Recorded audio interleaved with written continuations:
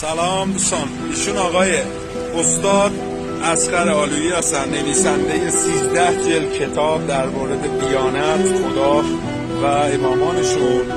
تو شغل شریف جمع‌آوری کارتون هستن. یکی از استادای دانشگاه بودن. من ایشون رو دیدم و اولا به حالشون قبطه خوردم از این همه علم و دانشی که در مورد مذهبیات و علم خداشناسی دارن و متاسف شدم از این که چرا باید ایشون با این همه سن و سال، با این همه تجربه و این همه بیان خوب چرا باید تو این شغل باشن. خواهشم دوستان دلغک‌های مجازی رو مشهور نکنید. ببینید این آدم زحمتکش و پرتلاشی هست که با این سن و سالشون هم هنوزم که هنوزه دارن تو این شغل شریف کار میکنن.